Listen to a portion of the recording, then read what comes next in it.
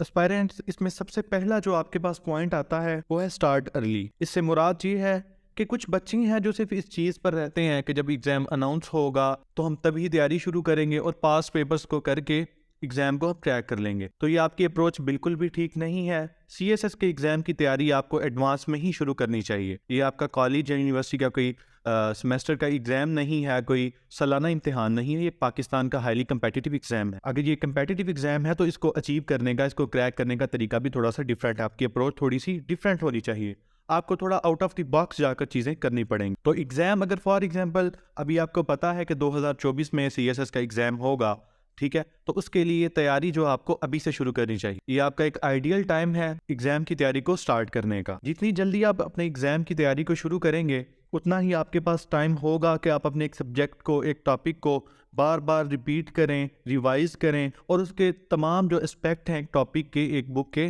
ان کو آپ کور کر سکیں گے۔ تو اس لیے آپ کو چاہیے کہ آپ اپنی سی ایس ایس کی جو تیاری ہے وہ وقت سے پہلے شروع کر دیں۔ دوسرے نمبر پر جو ہمارے پاس پوائنٹ ہے، جو ہیبٹ آپ کو اپنانی ہے سی ایس ایس کے ایگزام کو ایس کرنے کے لیے، وہ ہے پلان اینڈ آرگنائز۔ یہ ایک بہت ہی ضروری چیز ہے۔ اس میں کیا کرنا کیا ہے آپ نے کہ آپ نے اپنا اسٹڈی پلان بنا کر چلنا ہے۔ ڈیلی کا، ویکلی کا، منتھلی کے گولز رکھنے ہیں جن کو آپ نے اچیو کرنا ہے، ان کو پورا کرنا ہے۔ اگر آپ اپنا اسٹڈی پلان بنا کے اس کو فالو کر کے طریقے سے کچھ چیزیں لے کر چلیں گے تو انشاءاللہ یہ آپ کے لیے بہت فائدہ مند ثابت ہوگا۔ فار ایگزامپل آپ اپنے اسٹڈی پلان میں یہ چیز کر سکتے ہیں کہ آپ نے ڈیلی کی بیس پر 10 ووکیبلری کے الفاظ جو ہیں ان کو یاد کرنا ہے، 5 ایڈیمز یاد کرنے ہیں اور اس کے علاوہ 5 پیئر آف ورڈز یاد کرنے ہیں۔ ٹھیک ہو گیا؟ اس کے علاوہ آپ نے یہ کرنا ہے کہ جو آپ ڈیلی کلاسز اپنی لیتے ہیں آپ نے ان کو ریوائز کرنا ہے۔ ان کا جو بھی ٹاپک ہے، جو بھی ٹاپک آپ نے ٹیچر نے پڑھایا ہے، سر نے آپ کو پڑھایا ہے، میڈم نے آپ کو پڑھایا ہے، اس کو آپ نے اس کے نوٹس بنا کے ان کو ڈیلی بیسس پر کرنا ہے۔ آج کا کام آپ نے کل پر نہیں چھوڑنا،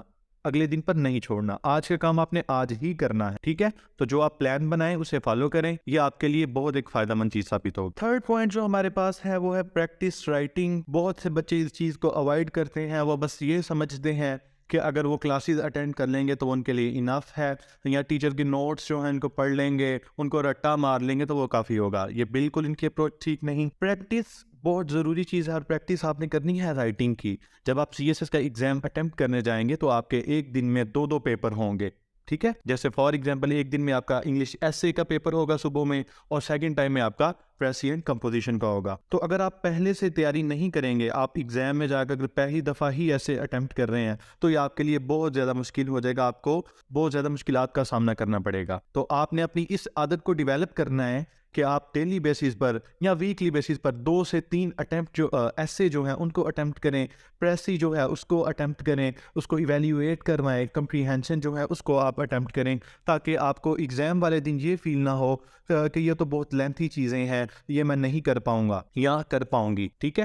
تو سب سے ضروری چیز جو ہے وہ آپ کی پریکٹس رائٹنگ ہے۔ آپ نے پریکٹس کرنی ہے رائٹنگ کی، لکھنا ہے چیزوں کو، بار بار لکھنا ہے، ایسیز لکھنے ہیں، ان کی آؤٹ لائنز بنانی ہے، پریسی لکھنی ہے اس کی۔ تو اس طرح سے آپ جو ہے اپنی اس عادت کو اپناتے ہوئے سی ایس ایس ایگزام میں کامیابی حاصل کر سکتے ہیں۔ چوتھا پوائنٹ جو ہے وہ آپ کا ہے اسٹے اپ ٹو ڈیٹڈ۔ اس میں اپڈیٹ کس چیزوں سے آپ نے رہنا ہے؟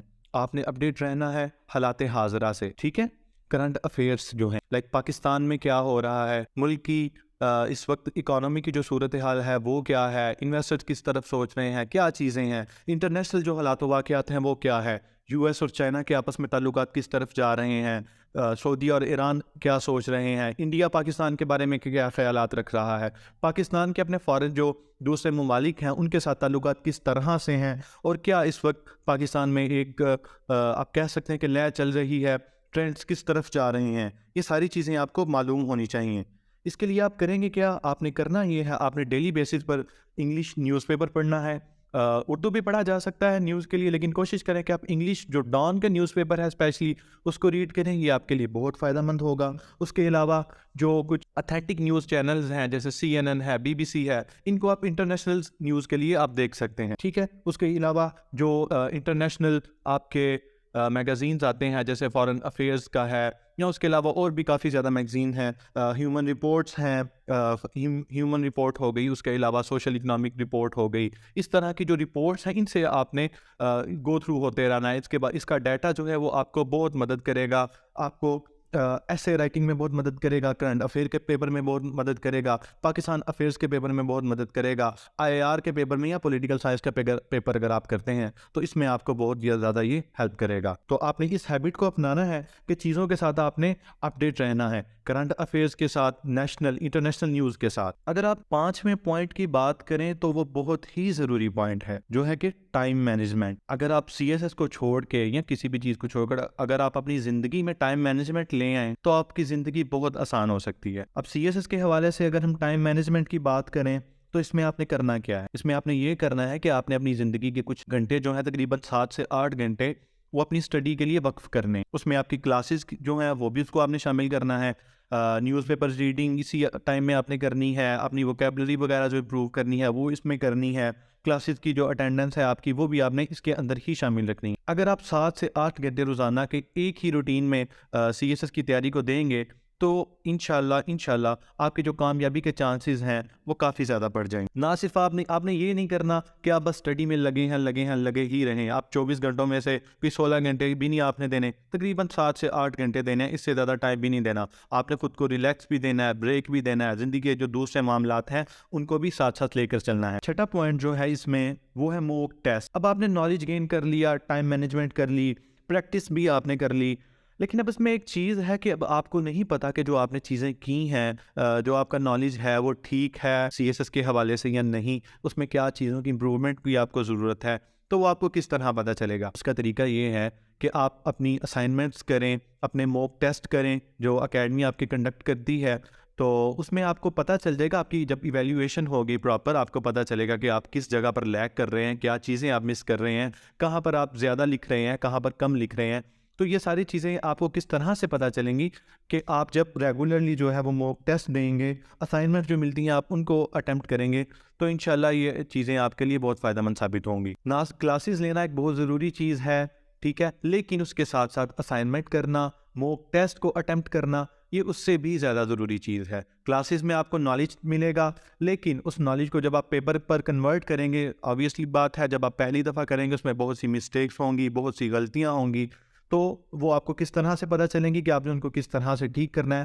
وہ جب آپ موک ٹیسٹ کریں گے اٹیمپٹ, اکیڈمی آپ کے ریگولرلی موک ٹیسٹ اٹیمپٹ کرتی ہے ویکلی بیسس پر, سبجیکٹ کی بیس پر, اور اس کے علاوہ جب آپ کا کورس کمپلیٹ ہوتا ہے تو آپ کا کمپلیٹ ایک سیریز بھی چلتی ہے موک ٹیسٹ کی. تو اس طرح سے آپ کو پتہ چلے گا کہ آپ کی کیا غلطیاں ہیں, آپ نے ان کو کس طرح سے امپروو کرنا ہے اور CSS کے ایگزام کو اچیو کرنا ہے. اس کے بعد ایک پوائنٹ جو ہے میرے لحاظ سے جو بہت ضروری ہے وہ یہ چیز ہے کہ ایگزام کے پیٹرن کو آپ نے انڈرسٹینڈ کرنا ہے. اگر میں CSS کے ایگزام کی بات کروں تو اس میں اگر ہم دیکھیں کہ 50% آپ کا نالج ہے, آپ کے پاس نالج ہے, ایک بچہ ہے جس کے پاس نالج ہے لیکن اسے یہ نہیں پتا کہ CSS کا ایگزام ہوتا کس طرح ہے, اس میں چیزیں لکھنی کس طرح ہے, تو اس کے لیے بہت سی مشکلات ہوں. لیکن اگر آپ کے پاس نالج بھی ہے اور آپ کو یہ بھی پتا ہے کہ آپ نے ایگزام کو کس طرح سے اٹیمپٹ کرنا ہے, اس کا پیپر پیٹرن کیا ہوگا, تو یہ چیز آپ کے لیے بہت فائدہ ایگزام کے حوالے سے. لائک ایسے اگر ہم دیکھیں اس میں آپ نے آؤٹ لائن بنانی ہے, انٹروڈکشن دینا ہے, اور اپنی جو آپ نے آؤٹ لائن میں پوائنٹس دیے ہیں ان کو آپ نے پراپرلی ایکسپلین کرنا ہے, کنکلوژن دینا ہے, یہ ساری چیزیں جو ہے آپ کے لیے بہت فائدہ مند ہوں. اور اگر ہم ویسے کرنٹ افیئرز وغیرہ میں دیکھیں تو اگر کوئی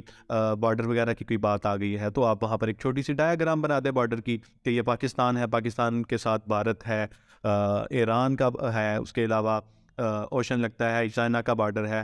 تو یہ ساری چیزیں آپ کے لیے ایگزام کے پوائنٹ آف ویو سے بہت امپورٹنٹ ہے کہ آپ کو پتہ ہو کہ ایگزام کس طرح سے اٹیمپٹ کرنا ہے, اس میں کیا چیزیں ہوں گی, پیپر کو کس طرح سے اٹیمپٹ کرنا ہے. اور یہ آپ کو کون بتائے گا؟ آپ کے ٹیچرز بتائیں گے جنہوں نے خود CSS کو اٹیمپٹ کیا ہے, کوالیفائی کیا ہے, وہ بہتر طور پر آپ کو اس معاملے میں گائیڈ کر سکتے ہیں. ان سب عادات کو اپنانے کے بعد جو ایک بہت امپورٹنٹ چیز ہے وہ یہ ہے کہ آپ نے ان عادات کو اپنائے رکھنا ہے. یہ نہیں کہ ایک ماہ فالو کر لیا, ایک ہفتہ فالو کر لیا, اس کے بعد چھوڑ دیا. جب تک آپ CSS کے ایگزام کو کریک نہیں کر لیتے, آپ نے کنسسٹنسی سے انہی ہیبٹس کو فالو کرنا ہے, آپ نے گیو اپ نہیں کرنا. انشاءاللہ اللہ تعالیٰ آپ کا حامی و ناصر ہوگا. اس طرح کی مزید ویڈیوز کے لیے ہمارے چینل کو سبسکرائب کریں, اس ویڈیو کو لائک کریں اور اپنے دوستوں کے ساتھ شیئر کریں. اگلی ویڈیو میں پھر ملیں گے, اپنی دعا میں یاد رکھیے گا.